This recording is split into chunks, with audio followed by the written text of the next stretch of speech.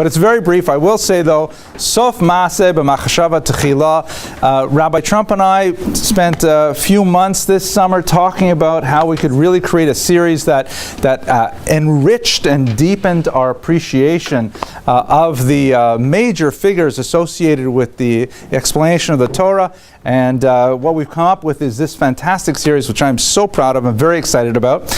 And I'm especially proud to be associated with Rabbi Trump, because I feel that, 30 years from now, when people are watching these YouTubes, they'll say, wow, he was great, but who was that guy who spoke first? I never heard of him. Because Rabbi Trump is like one of those stars on a trajectory of greatness, and I am hoping to ride the coattails of his fame, something like that. Okay, and it doesn't hurt to be named Trump too. That's also useful. No relation.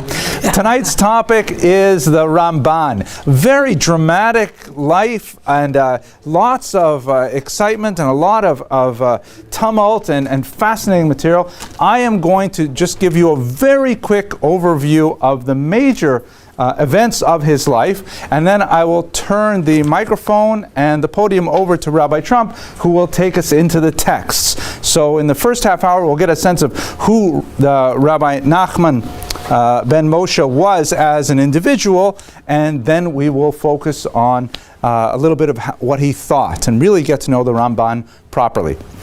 Okay, so let's start right away. His years are 1194 to 1270. For most of his life, he lived one of quiet, increasing achievement on a scholarly path of greatness, and he was well recognized, well regarded throughout his life as a scholar of international renown. And he lived, a life of shalva. He lived a life of relative ease in one of the greatest places where Jews could live in the 13th century, And then towards the end of his life, when he was already in his 60s and 70s, then he encountered challenges which would have crushed a much younger man, but he steeled himself and was able to rise to two major challenges in his life, both of which we will explore in both parts of this lecture, to really achieve international, or I should say a millennial greatness by what he did in the final 2 decades of his life.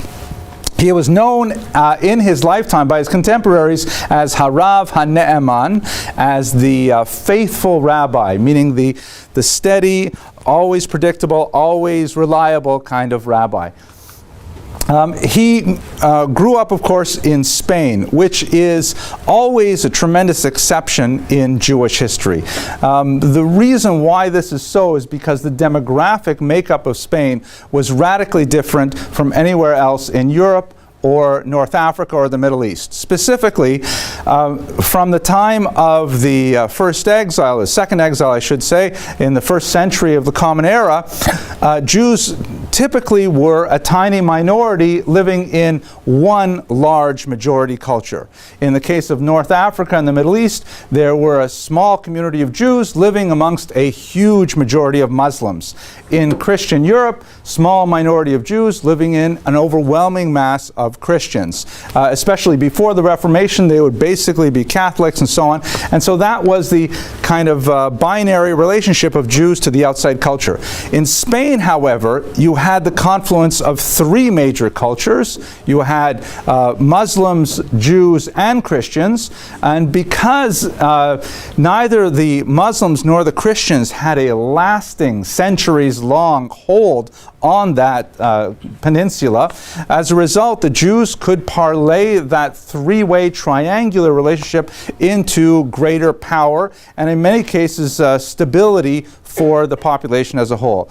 You have these phenomenal figures like Chastai ibn Shaprut, who was a major diplomatic figure in Spain, essentially the Secretary of State of Spain. You have Shmuel ibn Nagrela, also known as Shmuel HaNagid, who was one of those exceptional figures who was not only a great intellect, writing a commentary on the Talmud that is still included in Tractate Brachot even to this day, and also a figure of great political renown and the commander of the armed forces of one of the nations of Spain. It's hard to imagine, the chief of staff of America completing Daf Yomi. But that's only a fraction of what Shmuel ibn Nagrela was, and that's a kind of character that was produced in Spain at that time. And of course, the great eagle, Hanesher Hagadol, the Ramban Maimonides, also stems from this culture, and because the Muslims and the Christians were constantly fighting in Spain,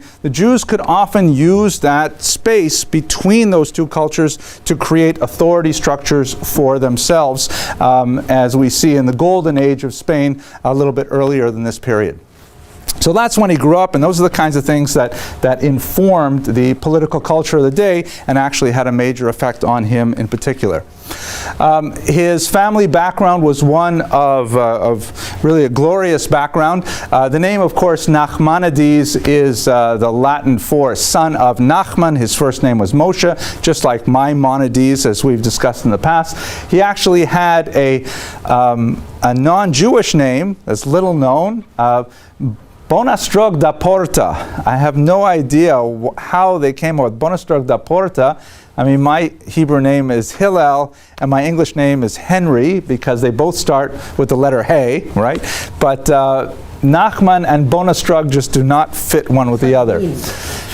I think Bonastrog means one day will be a great rabbi. No, actually I have no idea what it means. I just made that up. Okay, he was a member of a great rabbinic family. His first cousin was Rabbeinu Yonah, and the two families married with each other over many generations. For a career, we only have scattered references, but he apparently acted as a physician, very much like Maimonides. He also achieved greatness as a communal leader, first as a Rosh Yeshiva, and eventually as chief rabbi of Catalonia, a major region of Spain. So a kind of a steady increase towards greatness and leadership throughout his life. Just to look at a couple of episodes in his life, he was a participant in the Maimonidean controversy that we discussed in this room a few months ago. Specifically, when Maimonides was banned by the scholars of France, primarily in the first period of that of the controversy, when it was felt that Maimonides was too infected by Greek philosophy, that his ideas bore too much of an imprint of Aristotle in particular, and as a result he fell under a ban. Later, by the way, in the 13th century, that ban would be somewhat shaped to affect only young men under the age of 25. Over 25, they figured they could handle Maimonides. But at the time, it was raging, and in fact, Maimonides would actually be burned in a square in Paris. Maimonides' books, that is. So the Ramban, who in many cases was actually quite a fierce critic of Maimonides in print, or in manuscript more appropriately, he actually came to Maimonides' defense when he saw how imperiled the great eagle's works were in Europe. And he argued that the ban should be somewhat localized. It should only affect 7 countries which are known to have the majority Jews. That's all a big joke, and no one is getting it. It's bothering me so much. Thank you. Boaz got it. Okay, all right, thank you. I'm going to have to add a laugh track to this when I edit it. But no, the ban, he argued that the ban should be narrowed to only affect the scholars of France. It should not be extended to Spain.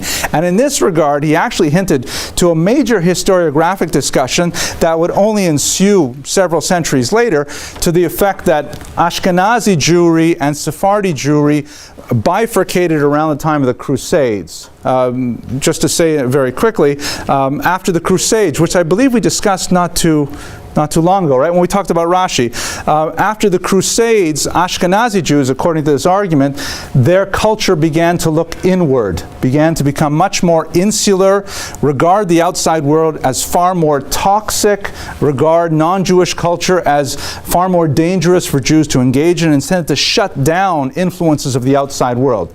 Spanish Jewry, on the other hand, which did not experience the trauma of the First Crusade, continued to be much more open to non-Jewish culture, much more open to using the vernacular. In fact, Shmuel ibn Nagrela, who I mentioned earlier, he actually wrote love poetry in Arabic. Yehuda Levi similarly wrote love poetry in Arabic, and some of it is actually pretty 17 plus rated when you look at it, because they were active participants in the wider culture.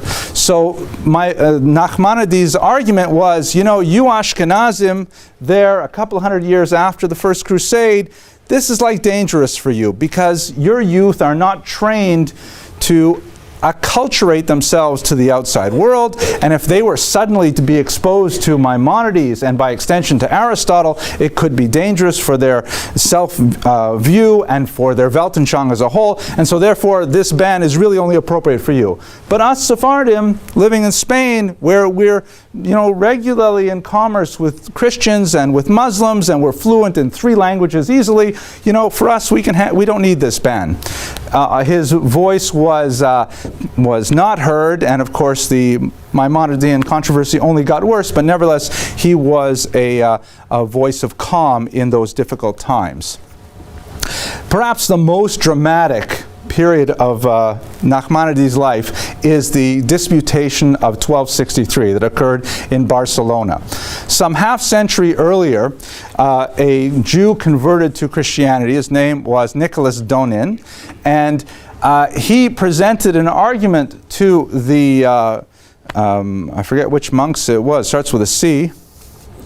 Help me out here, one of the monks. Anyways, he presented an argument to... Not Pablo Cristiano?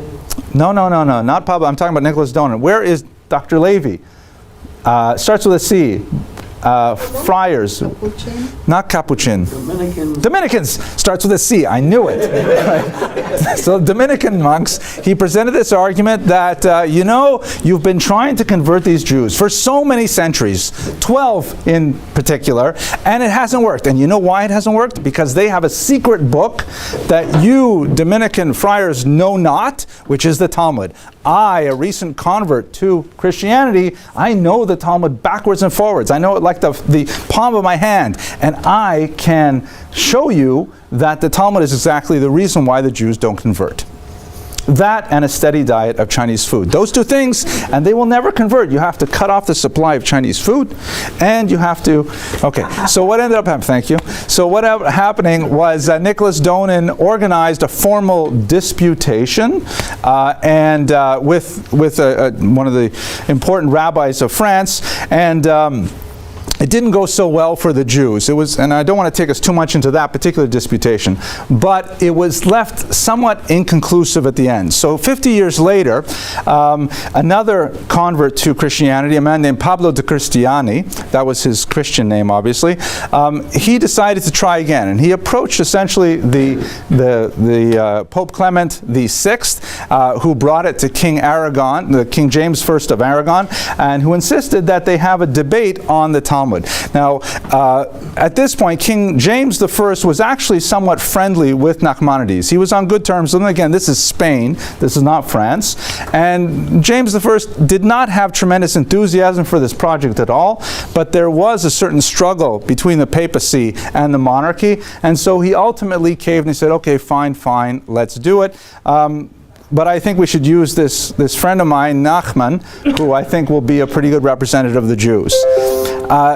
There was a certain number of negotiations about how the debate would take place. Nachmanides insisted on freedom of speech. He argued that he would not participate in this at all if he could not say what he needed to, and this was granted to him. Of course, it would later be revoked.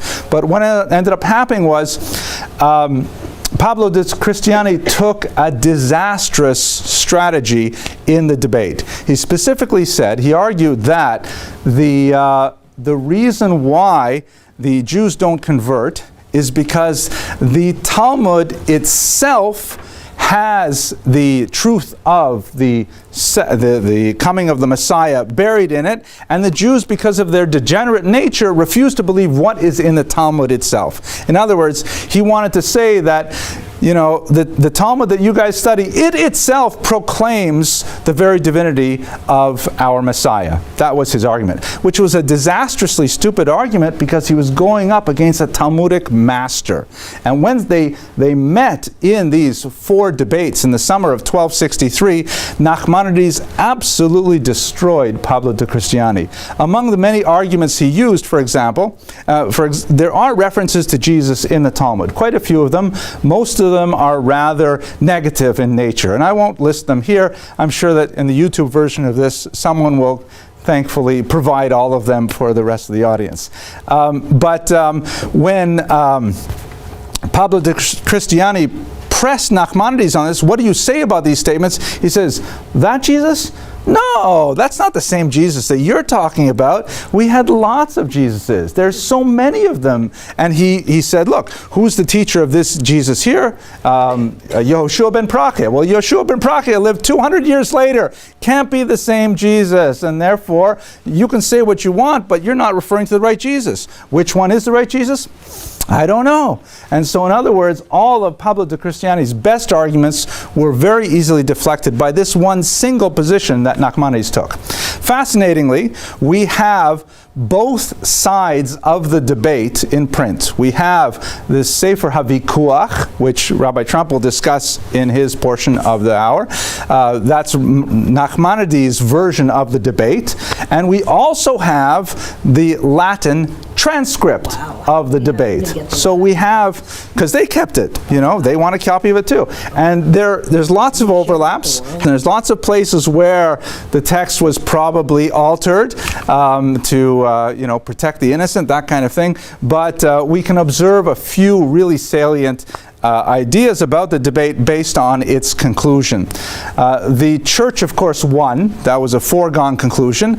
But King James I said, Nachmanides, you did a great job. Here are 300 gold coins, and you better hightail it out of Spain, because you are in so much trouble. You did such an amazing job. You embarrassed the church. You can't stay in the Iberian Peninsula any longer. So anyways, he was kicked out of the Iberian Peninsula. He was forced to leave. It was a very, very tearful departure. Among other things, the legend says that he told all of his followers and his family, some traveled with him, some stayed behind. He told that they didn't know what would happen to him. His plans were to make Aliyah, to move to Israel. And that's quite a different proposition in the 13th century as in the 21st century. And so he told, they said, we don't know what's going to happen to you. What will be your fate? And he said to them, apparently, that on the day I die, I was very close with my mother, he said, on the day I die, a crack will appear in my mother's gravestone. And according to the legend passed down by Spanish Jewry, that in fact happened, that 4 years later when he passed away, a crack appeared in his mother's tombstone. But we actually don't know exactly when he died or even where he is buried. There are several competing sites for his tomb. He made his way to Israel in 1267, and what he found on arrival was amazing. In Jerusalem, there were only 2 Jewish residents. And in order to pull together a minyan for the high holidays, they had to canvass the local villages to bring in a minyan. He was absolutely aghast that was the situation in Israel. And so here, already in his 70s, he re-engaged himself and he put himself to the very difficult task of community building.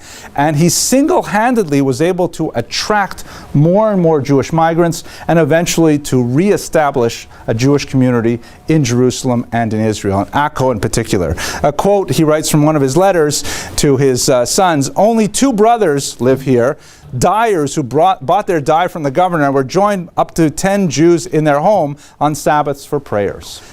Something about his thought and writings, and that is by way of introduction to my illustrious colleague, Rabbi Trump. He was a huge, very prolific commentator and the author of several standalone tractates. I'm looking at the back room, the back of the wall. I see several volumes of his work right here. He was, unlike Rashi, much more of a Kabbalist, a very strong influence of Iberian Kabbalah. He was also influenced heavily by Maimonides, even though he differed with him on many areas. But he was a systematic theologian. Unlike Rashi, whose main genius is as a commentator, leading you through the text, Ramban was writing monographs. He was writing like books. This is a book on the afterlife. This is a book on the laws of family purity. This is a book on what we think about good and evil, tzaddik v'ralo, things like that. One of my favorite texts, which actually I spent about a year studying, with one of my daughters in preparation for her bas mitzvah many years ago is the Igeras HaRambam, the letter of the Ramban, which is a letter that he wrote upon his departure to one of his sons.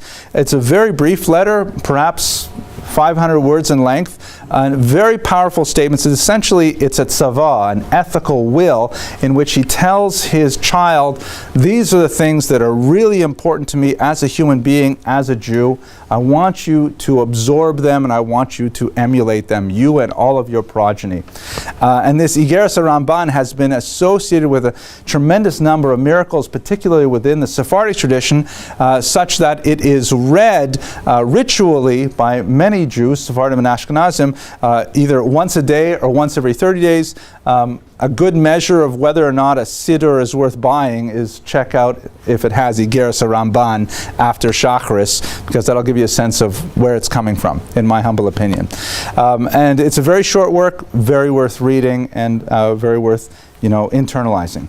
So with that, I'm actually going to stop a few minutes early so we can hear more of the words of the Ramban offered by our glorious colleague, Rabbi Yaakov Trump. I want to just start by, first of all, telling everybody what a distinct pleasure it is to be working with Dr. Abramson. Not only is Dr. Abramson our favorite dean in residence in this shul, but, and really the genius behind this concept. This is content and context. But so many times in our lives we learn all about the content. And in fact, I think we spend most of our school careers and our adult careers learning a lot about content. But context roots everything. As we're going to be seeing in the next few minutes as we learn, we'll so much more appreciate exactly what's going on in the Ramban's life and his ideas when we get a sense of where he came from in this most beautiful, succinct description. How can you summarize the Ramban in half an hour? That was the most beautiful description. It is really, being as I do have a presidential name, I can say, think not, O community, what your community can do for you.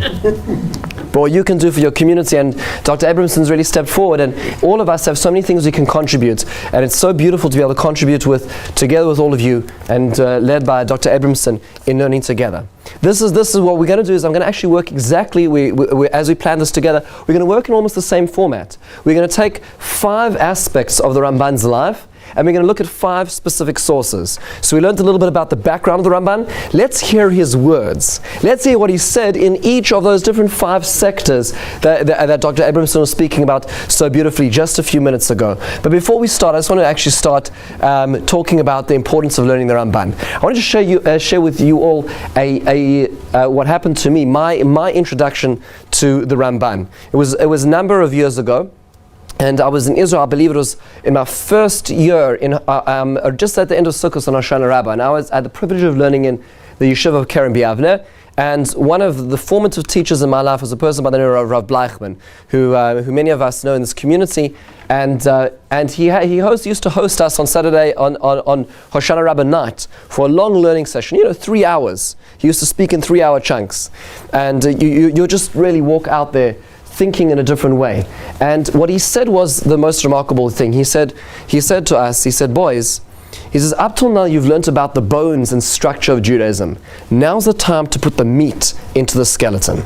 And he says, you need to be learning about machshava. You need to be learning about Jewish philosophy. You need to understand why we do what you do. He says, you know what you should do? Is go out right now and buy a Ramban. Learn the words of the Ramban. And so it was. That was my first year. I went to the shuk, was able to get from a bookstore that my Ramban is just there on the table right over there, which I had the schus of doing a 5-year cycle of Ramban on the parasha. And there afterwards, when I had time in YU, there were actually weekly tests on specific Rambans on the parasha, very difficult tests, which I undertook with Masmidim program in YU. And then a friend of mine and I often nights at YU, what we used to do is we used to just steal 15 minutes to read the Ramban like a book. So we used to go from the beginning. Let's start at Genesis and let's read creation in the Ramban's world, rather than even on the parasha, because so many times you miss so many opportunities, where the opportunity are in that experience, going through a little bit of the Ramban on Eov, the Ramban on Shir HaShirim. There is so much, and it has changed my life. There is no way I can tell you how my Judaism looked before and after the engagement with Ramban. So I can't even I cannot barely tell you how much I can barely express how much excitement I have for this particular subject. So let's start at the very beginning. What a lot of people will say, and this is an important point, is what is the Ramban doing? Rather than opening up the Mikros Gedolos and we sort of randomly pull our finger and drop it anywhere on the page and say, oh, that's what so-and-so says. Let's try to understand what they're doing. What's the thesis of the Ramban on the Torah when he takes a look at the Torah? So let's take a look at the first section, which will be Parshanot. What is his methodology? What's he out to do on his Pirush on the 5 books of the Torah? So he actually, as all good books do, they explain themselves. So here it is. Here, if you take a look, there's actually sheets which went around, which have the sources, and I managed to translate a bunch of them. I did not manage to translate all of them. So we're going to start with some of the translated sources, and this is in his introduction. We're going to look at theory, and we're going to apply it. So listen to what he says. Very fascinating. He starts off very Kabbalistically. He starts talking about the names of Hashem and how they apply in black fly and white fly on the expression of what the Torah is. And then he goes on to say the following. Here's what he's going to do. And I'm going to place to the light of the candelabrum, Pirusha Rebbeinu Shlomo Ateres Tzvi V'Tzfiras Tiferes. Who's going to be in the centerpiece of the glory is the Pirusha of Rebbeinu Shlomo. Who's Rebbeinu Shlomo? Rashi, which is why we started Rashi last week, right? So this is the natural segue, of course, into the Ramban. I'm going to give the centerpiece of Rashi is Rashi. Mukhtar b'nimusei hamikra v'mishnah v'gemara. He is crowned, listen to the 3 parts there, with the sensitivities of the text, of the Mishnah and the Gemara. Lo mishpata b'chora. He has the firstborn share, says the Ramban. B'dvara ve'again, his words, I'll gaze. Ba'avosom eshke. He's peering through in love. Just listen to the love poetry about Rashi's words here. You couldn't get a better approbation. V'imohem yeh lanu masam matan drisha v'chakira. We're going to have interactions with those words, and we're going to have debates. That's a very, very subtle way of saying he's going to disagree at times. But the point is, the basis is going to be Rashi. I'm going to discuss all his pshatim, whether it be midrash or his pshat. Now, folks, you see here's one of the problems of translation. You probably didn't realize, but in the Hebrew it all rhymes. Okay, so a lot of these introductions, the Ibn Ezra, the Ramban, these are rhyming lines. You translate it, you lose it, it all falls flat. But there's a certain cadence to the way this introduction runs, which is why he's using very poetic words. And then he says at the end, this is important to keep in mind, he says, V'im Rabbi Avraham ben Ezra, and regarding the Ibn Ezra, who we're going to deal with in just a few weeks' time, Tielanu Tachacha Meguleh V'ahava Misutara, or Misuteres. I'm going to have, we'll call it explicit rebuke and implicit love, which means to say, when I'm going to disagree with him, it's going to be in a little more vociferous manner than it would be with Rashi. Okay, so he's laying out what the primary description is over here. Where's his starting point always going to be? Rashi. Always Rashi. Who's his counterpoint usually going to be? Ibn Ezra. Okay, so this is going to be the way he's going to do it. What does he love about Rashi? What is it about Rashi that he so loves, he so desires to learn about? Is the fact that he's got the sensitivity to 3 parts: the text and the Torah Sheba'al Peh. Let's see an expression of that. Let's take a great example right now, right in front of us. Here we have it. So, lost in translation, lost in one of the deepest areas of Bereshis Perek Yud, between the great flood and the dispersion. We have this following description. V'kush yolad es Nimrod. So there's this gentleman called Nimrod is born. Hu hechel lios gibor ba'aretz. He started to be the strong man in the land. Hu haya gibor tzayid. He was a great hunter. Lifnei Hashem. Al ken yamer Nimrod gibor tzayid lifnei Hashem. Therefore, people would always say, "You're like a hunter, like Nimrod." What is the Torah talking about over here? Well, what's really going on with Nimrod? Positive, negative, neutral, folks. What is going on in this pasuk? So let's see. What's our positive? Positive sounds like people. Lifnei Hashem, it's in front of God, right? It sounds like your name is put in front of God. That sounds very positive. What's potentially negative over here? Arrogance. No. There's no mention of arrogance here. But Arya? You're putting yourself before. Okay, so she's put in front of God. Very good, meaning to say he is in front of Hashem. So is that a positive? That could swing both ways. It could be subservient, or it could be actually putting himself forward. I didn't actually think about it in that perspective. Very fascinating note. Another option over here is the word Tzayid. Tzayid, what kind of hunter is he? What is he hunting? Who are the victims of his hunting? So this is where the Ramban steps in. Here's a classic Ramban. Let's take a look at the next source over here. So let's take it right from here. he says the following. What's the format again? Starting point is always Rashi. Fantastic. So let's start with Rashi. He says, Hu haya gibor tzad lifnei Hashem. Tzad da'aton shel brios. He would hunt. This was propaganda. He would hunt the minds of people. He wasn't out there in the field with a bow and arrow, says Rashi. He's actually going and with his propaganda, he's convincing people of his ideologies. Befiv umaton limrod b'makom. What is his ideology? Rebellion against God. Al kain yaomer al kol adam marshia ba'azus panim v'yodei rabbi ribono umiskaven nimrod boy.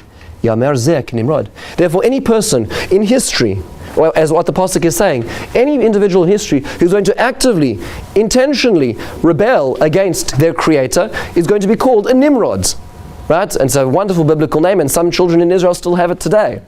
But at the end of the day, the pasuk is saying, this is the format, this is the model, this is for a person who actively rebels against God. Because who's he hunting? People. Lifnei Hashem, as I was saying, against God especially, not in front of God. That is what Rashi has done over here. Why is this of importance in context? What is about to happen in the stage of anthropological development of humankind in Bereshis Perek Yod? We have just finished the flood. What is the next step of the Tower of Babel? And we know that in fact Nimrod is heavily involved. So the way Rashi is doing is saying who was behind the Tower of Babel is Nimrod, because he's the person who said let's rebel against God. So now he's putting those two parts of context now click into place, and Rashi has said this. And he continues to say, Loshan Rashi, quoting Rashi, V'chein da'as Rabboseinu. And Rashi is in fact quoting Chazal. So why does he like Rashi? Because Rashi is going with a traditional approach as to how to interpret this pasuk. Good. Contextual idea. Then he goes on to the stage number two. Stage number two, as he always described in his introduction, was the Ibn Ezra. So he has the Ibn Ezra. The Rabbi Avraham, Pirush Hefech Be'inyan HaDerech Pshuta. He went the opposite direction. He went into positive territory. What type of hunting was he doing? Or what did people hunt in those days? Animals. So he was just a very sophisticated hunter, right? Pirush lifnei Hashem. What does it mean in front of God? Listen to what he says. What else could it mean? If he's not taking people against God, how is a hunter relating to God in front of God? So says the Ibn Ezra, and he continues to the end of this paragraph, he says that he used to bring sacrifices. So he'd hunt all these animals, bring them in front of God. So according to the Ibn Ezra, how was Nimrod's polling in front of God? Positive, negative, neutral? Very positive. Nimrod is in fact a very outstanding, upstanding leader in the community, according to the way the Ibn Ezra says it. And listen to what the Ramban says. Ve'en dvar of Nirin. No, there's no worth to what the Ibn Ezra says. Hinehu matzdik rasha. He is actually justifying an evil person. Ki Rabboseinu yadu rishoy b'kabbalai. Because, what's the reason of the Ramban's rejection? Our rabbis knew via tradition that he was incorrect, that Nimrod is a bad person. This is such an important point. You see what's happened over here? The Ibn Ezra has essentially cleared the deck from any tradition and analyzed the pasuk by itself. He said, well, look, he's a hunter, it's in front of God, maybe the hunting is in front of God, he's bringing these sacrifices to God. Isn't that a wonderful thing? What is he missing? He's missing everything that Rashi added, which is the tradition. We don't just understand the Torah because one day we open up the Torah and analyze it with no context, with no sense of tradition. We have to analyze it going back. We have to go to the Rabboseinu and understand where it comes from. And that's what Rashi was doing. That's the problem that the Ibn Ezra has over here. By the way, this is a very important point over here, just to sort of stop and appreciate what Dr. Abramson said just a few minutes ago. The Ramban does not spare words for people he disagrees with. Okay, so, and it's very clear, and this is why you get so much enjoyment when you read that the transcript of that debate. But more so, the Ramban wrote, this is an opportunity just to footnote and say, if you click the HTML over here, the Ramban wrote many books about people he did not approve of. One example is a book which was written called the Baal HaMa'or. The Baal HaMa'or was a young man who wrote a book, Rav Zerachia Baal HaMa'or, who wrote a book on the Rif. Rabbeinu Yitzhak Alfazi, the first halachic codification of the Gemara, was written by Rav Yitzhak from Fez. And what happened was that this young man, Rav Zerachia Alevi, this young upstart in the view of the Ramban, wrote a pirush on the bottom called Baal HaMa'or, where he disagreed with the Rif. And the Ramban thought that this was inappropriate. It was inappropriate, some say he was actually 17 years old. It was inappropriate for somebody to be doing such a thing. So what did the Ramban write? He wrote a book which title actually explains the agenda of the book. It was called Milchamas Hashem, the war of God. And the war of God was no less than a war of God, and he spares no words on every single page where he disagrees with Rozrachi Bar Levi in terms much more sophisticated than this. So this is a point to see that when the Ramban does not spare time for people he disagrees with. Now, this is where we jump into the third section, and with this we'll leave Parshanot. The Ramban says the following, and now he comes back to his own Pirush. Take a look at the next paragraph. Va'nachon be'enai. Here we are. Va'nachon be'enai, that which is good in my eyes. So now the Ramban has moved away from Rashi. He's moved away from the Ibn Ezra, and now he moves into his own realm. He says, Ki hu hechel yos moshel bigvurosoi al hanashim v'amalech tchila. In fact, what's it talking about? It's talking about this is the first imperial nation in the world, led by Nimrod. Nimrod, what does it mean, Gibor Chayil? It means to say, Gibor Tzayid, he was the person who in fact now took his will and imposed it on not just the Babylonians, he goes on to describe the Assyrians as well. This was the first country, the first king, the first imperial subjugation in history, which is fascinating because there's a beautiful essay by Rabbi Jonathan Sachs on Parshas Noach, very well worth reading, in which he quotes Paul Johnson. Paul Johnson, of course, is the author of History of the Jews, and Paul Johnson says that the beauty of Judaism is the ability to be able to balance the community and the individual, the collective and the specific. What's interesting over here is this is exactly what is going on in the Dor HaFlaga, in the Dor HaPalaga, in the generation of dispersion. What was the problem with the generation of dispersion? The way Rabbi Jonathan Sachs argues it is that what does it mean they had one language? It meant to say that one person imposed their rule, their language on the entire region. There was only one way to live society, details didn't matter. What's the Ramban saying? That's exactly what Nimrod was doing. That's what it means, Gibor Tzayid. But you see what the Ramban has done? He starts off with Rashi. He knows this person's bad. Rashi tells you how's he bad because he used to his propaganda against God. The Ibn Ezra says it's positive, can't be. He takes the same ideology as Rashi. He must be bad, but he now adds a sophisticated wrinkle to it. He's not disagreeing with Rashi, but he's going further in that vein, which is the notion of imperialism and the rise of imperialism. That is a classic Ramban on the Torah. What we're missing in this Ramban is his Al Derech HaEmes, which he'll have at the end, which is Kabbalistic edition. That's in most of the translations the Ramban stopped translating. We do not get this over here. They come up a little later on in the Torah, and it's certainly in the first chapter of Genesis. Fascinating as a format Ramban. Let's move on. From Parshanot, this is just about methodology. What was he trying to do? Let's move into the next realm that Dr. Abramson talked about mysticism. So he has a book. He wrote many books, and one of the books he wrote is called Torah Sa'adam, the laws of the humanity, of the human. And in it he discusses many halachic aspects of Velus, which a lot of our Hilchos Velus are based on his works, as quoted through Shulchan Aruch. But at the end of the book, he's got a section called Shar HaGmul. Shar HaGmul is about the end of days, and in this section he talks about this world, the hereafter, the revival of the dead, how sins work, how punishment works, different layers and mechanisms of sin. And to me, the first time I had the opportunity of learning this book, it was the first time that there was somebody who synthesized everything.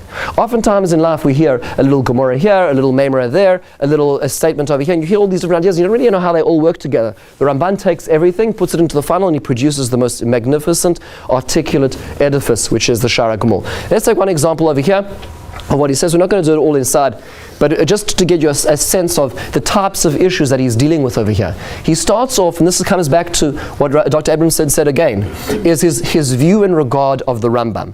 Let's take a look at just the first moment for what he starts off by quoting the Rambam, Rav Moses Maimonides. He says, "Ma yikroi divrei harav hagadol Rabbi Moshe zichrono livracha." So remember, when he quotes the Ibn Ezra, it's not on the same level as this. He calls him Rabbi Moshe Zichrono Livracha, right? The Rav HaGadol. And believe me, he disagrees with the Rambam across the Torah and across his works. But the way he quotes him is with great deference and respect.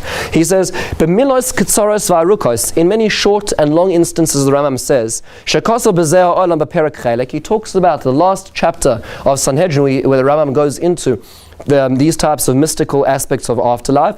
He says, "Amar ki ba'olam haba yaskilu nafshoseinu sham misodos habore kafi shiaskilu ba'olam hazeh misodos hakochavim v'galgalim yoser." In the world to come, we're going to have access to secrets which we don't really fully understand in this world. Why? V'chein amru zal ba'olam haba. Ein lo achila, v'lo ishtia, el tzadikim v'yoshim v'atrosem b'roshem v'nerim mizev ashkina. The hereafter, says the Rambam, Maimonides, is a place of pure, absolute spiritual nature. There is no physicality whatsoever. It is complete absorption with the divine. This is an Aristotelian concept, which Rambam understood. In fact, he makes note of that at the beginning of the next paragraph, where he says, he answers in a response, he quotes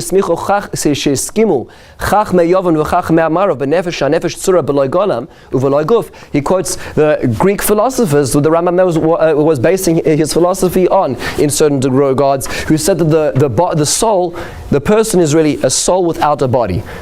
And this influences a lot of the Rambam's ideology and a lot of the disputes he will have with the Ramban himself. So the Rambam will talk about times where, for example, where in Parshas Vayera, where it says that Avraham Avinu goes out to meet 3 angels, the Rambam actually will argue that he never ran out to meet 3 angels. He was in his bed having a dream, and in his dream he saw 3 angels, because physical bodies cannot interact with spiritual beings, because there's no correlation between the two of them.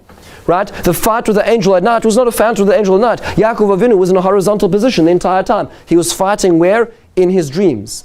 And the Ramban to each time takes the Rambam to task. This is an example of where he does it. To conclude in the Ramban himself, he says, where he closes, he says, referring to the last argument of the Rambam believes that as a person dies after this world, they immediately enter into Olam Haba, the next world. The Ramban says absolutely not. It is not true. A person waits. So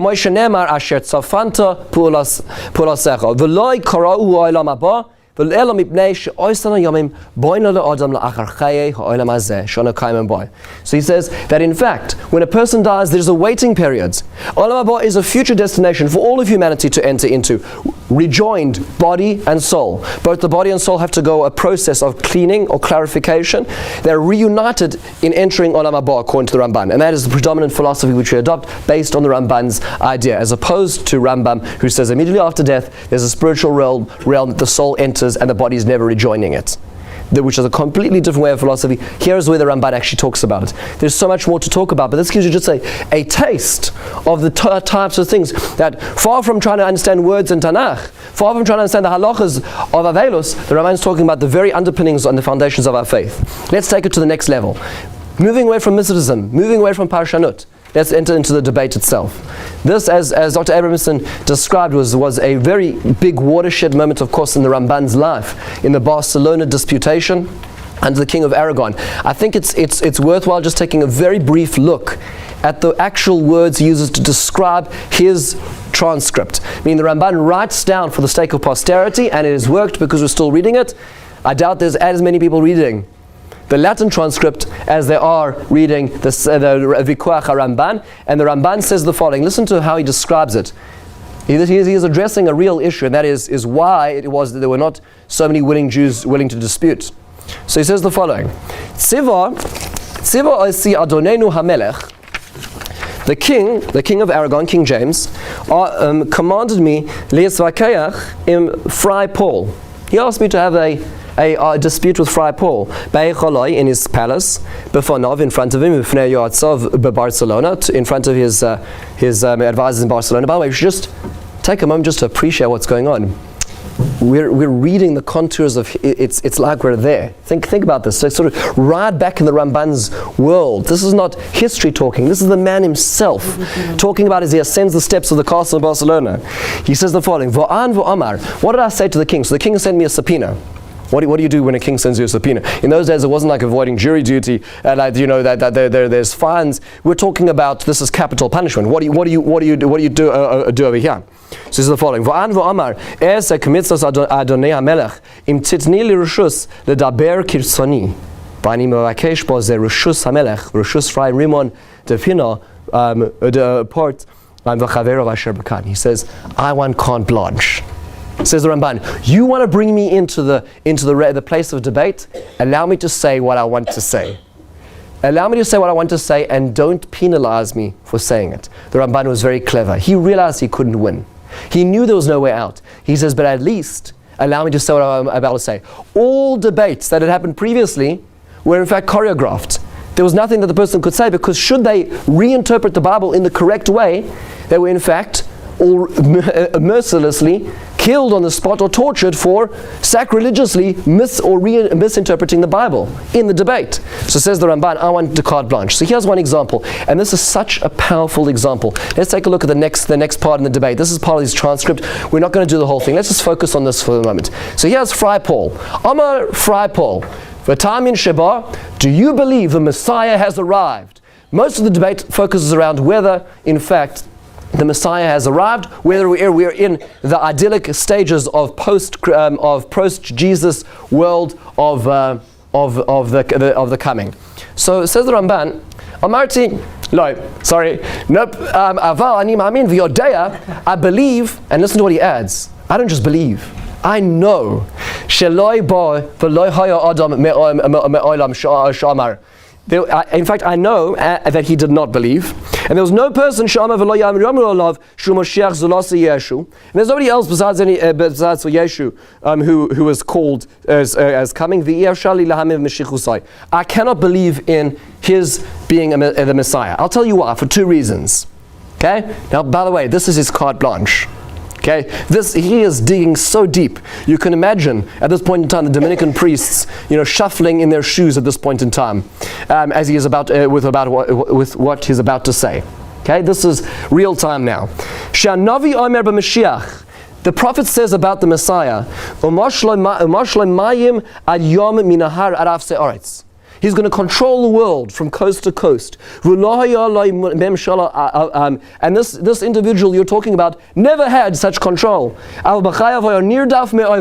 He spent a terribly forlorn life being pursued by his enemies, hiding from his persecutors. In the end, he did not make it. He was crucified. If he couldn't save himself, how could he save the world? Can you imagine this? In the castle in Barcelona, in front of the Dominican friars. And he goes on. Number two, says the Ramban. When the Ramban doesn't mince his words, he does not mince his words. He says the following: even when he died, his followers weren't celebrated. They didn't have an empire. Rome's success, Constantine in the year 300, was not as a function of Christianity. In fact, the rise of Rome was before Christianity took it over. And after Constantine took over the Roman Empire and split and slowly found its demise after Christianity took it over. So you're telling me this is the Messiah? Look at Europe, look at the Middle East. Who's in control? The children of Muhammad, not Yeshu, says the Ramban.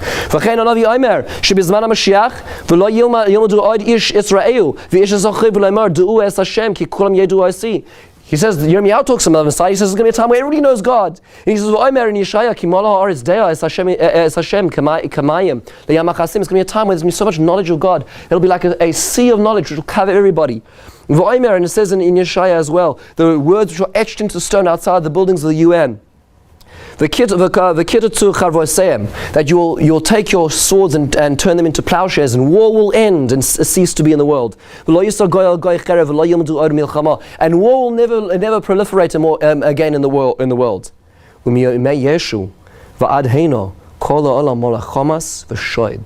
He says, look at the blood of the world from the time he died till now. Look at the destruction. He says, in fact, the Christians are responsible for more bloodshed than any other nation.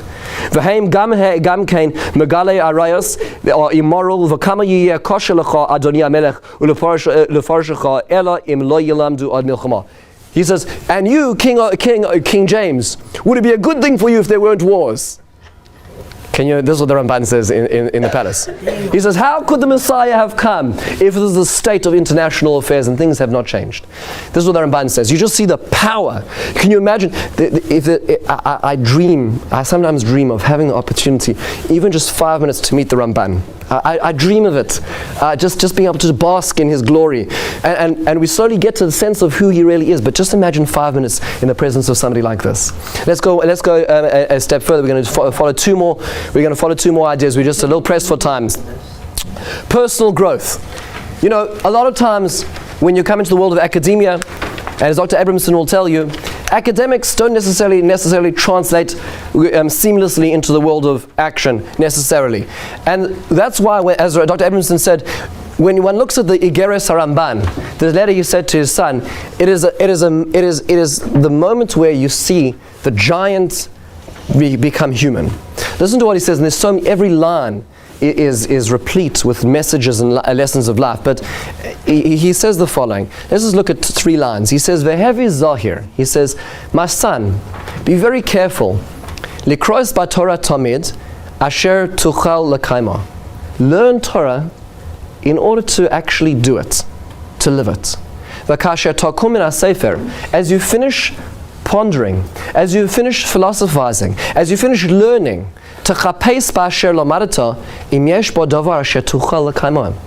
apply it. You learn about attributes of humanity. You learn about characteristics. You learn about tort damages when you go into the legal framework of the Gemara. How do you apply that? Does it remain in your head? Does it remain a legal fiction? Does it remain something which you talked about in the Beis Medrash and your life is led very differently outside those walls? Says the Ramban, my son, I want you to be the kind of person who doesn't just learn Torah, but a person who lives Torah. And over here you see this is a departure from just the miraculous giant in the mind he was, because obviously this is the person who also lived it.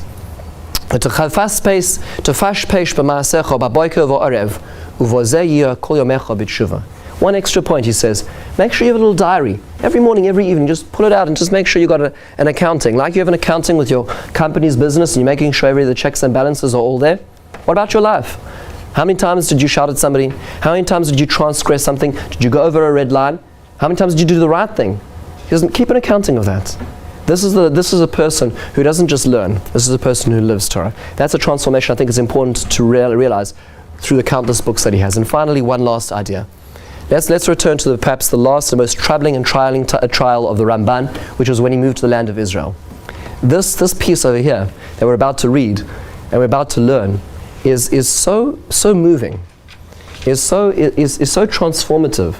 I think that just for coming, just to hear in this segment, just to hear this part, is worth it. The Ramban arrives, as Dr. Abram says, in Israel, and he finds a very impoverished and unstructured community which he tries to reconstruct. In fact, this is a picture in the 1800s, if I'm not mistaken, or the early 1900s, looking in the Chur of a Shul in Jerusalem. But as we know, that just before it, next to the minaret, is underneath there where there's 4 columns, is a shul which is attributed to the Ramban. He talks about 4 pillars down the middle, and in fact there's a Beis Medrash there, and there's minyanim all the time for those of us who have opportunity of going. It's the only minaret in the Jewish quarter, and just underneath it, before you get to the churva, which is built Baruch Hashem, this is the previous churva, there is the Ramban's shul, which is allegedly where he gathered his minyanim on those Shabbases. And it's sometimes, maybe the next time we're in Israel, it might be a moment just to go there and pull off the shelf a Ramban and learn the Ramban in the Ramban's shul in his full place. But let's go further. So he talks about in his arrival in Israel, he talks about his arrival in the ancient city of Akko. So here's Akko on the north coast. It's a city which has got much history, biblical history, and of course contemporary history today. And the Ramban says the following. He has a footnote from his arrival in the land of Israel, and he says the following. Listen to what he says.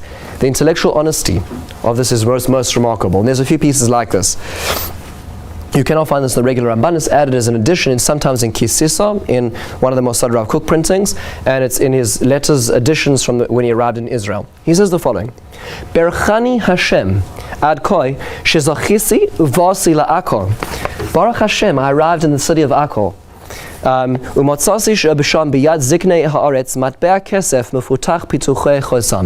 found a silver coin which was written with inscriptions, engravings on it. On the one side it looked like a stick which was flowering, on the other side it looked like a bowl of sorts. And around it was this writing which was very clearly engraved. Take a look at this. This is the coin the Ramban's talking about, right? So we talk about the stick which is flowering, we talk about this bowl over here, and then there's inscriptions. Now, let's try to appreciate. One second, I just want to get to the end of this point. The Ramban talks about this over here, and the problem is that both he and us look at these blankly. What does it say? And we don't know. Why did he not know, and why do we not know what it says around it? You can't read it. Because this is Ksav Ivri, this is Akkadian. Okay, this is written in the Ksav Ivri, the original, not the Ksav Oshuri, but the original dispute as to the development of this. The original letters of Hebrew, which are written in the following way. So he says the following. Let's come back for a second to here we are. He says V'heru akasav lekutiyim v'koro miyad. I gave it to one of the Kutiyim, one of the Akkadians who lived around there, and he immediately read it because, of course, he could read the Ugaritic like Semitic language. He says the following: Ki hu ksav ivri asher nishar lakutiyim komay shemuzkar b'Sanhedrin, as the Gemara in Sanhedrin Daf Chav says it.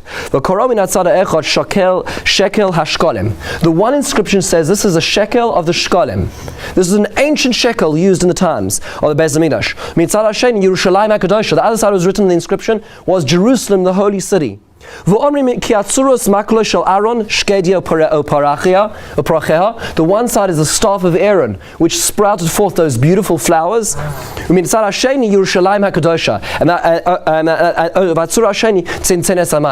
other was the bowl that contained the manna, which was allegedly left in the Kodesh Kodashim, as the Gemara describes it. So what's the first thing the Ramban does?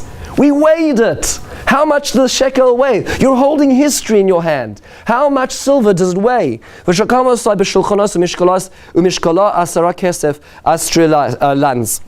It weighs a particular type of silver. And it's Chatzi Ukia, which is like what Rabbeinu Shlomo says. Who's Rabbeinu Shlomo? Full circle, Rashi. There was a dispute between the Ramban and Rashi how much a shekel weighed. And he gets to Akko and he weighs it, and it weighs how much like? Whose side of the debate? Like Rashi.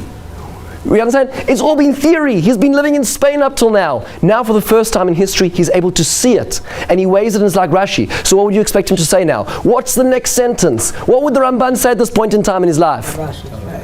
So at this point in time, he could either have not written it down.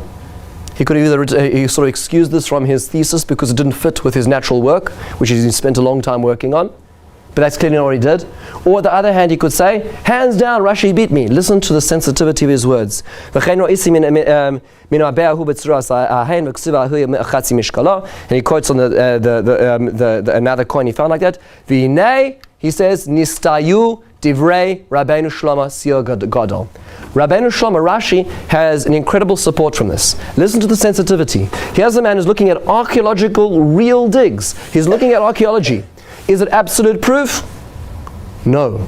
He doesn't say Rashi is right. He says Rashi has got an incredible support, an incredible proof. Why? Because Ramban also has the sensitivity to realize this may not be the only shekel. And in fact, 4 years afterwards, many other shkalim of different weights were found that were used at different times. So the Ramban, on the one hand, and one of my teachers, Rabbi Chaim Angel, points to this Ramban as the most incredible integrity and honesty of the Ramban. I know he says on the one hand that I'm wrong. It wasn't what I said. But on the other hand, it's not absolute truth.